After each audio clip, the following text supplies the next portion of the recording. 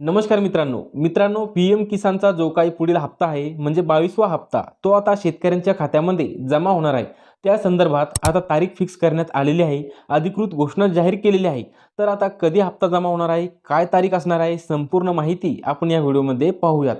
तर या ठिकाणी पहा काय सांगण्यात आलेले आहे।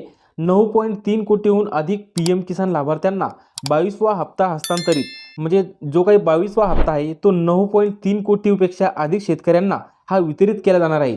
आणि हा हप्ता माननीय पंतप्रधान सुमारे 9.3 कोटी पीएम किसान लाभार्थ्यांना एका बटनाच्या क्लिकवर हा हप्ता वितरित केला जाणार आहे।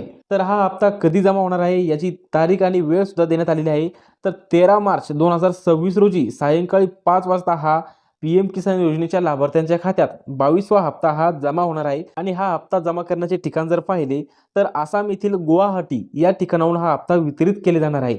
हा जो हप्ता आहे हा डीबीटीद्वारे म्हणजे तुमच्या बँकेला जो आधार कार्ड नंबर लिंक असणार आहे त्या आधार कार्डच्या माध्यमातून तुमच्या खात्याला हा हप्ता जमा केला जाणार आहे। तर आता लवकरच पीएम किसान योजनेच्या लाभार्थ्यांना हा 22व्या हप्त्याचे वितरण हे 13 मार्च 2026 रोजी सायंकाळी 5 वाजता हे केले जाणार आहे। तर महत्त्वपूर्ण असा हा व्हिडिओ होता। आपल्या जास्तीत जास्त मित्रांना हा व्हिडिओ शेअर करा।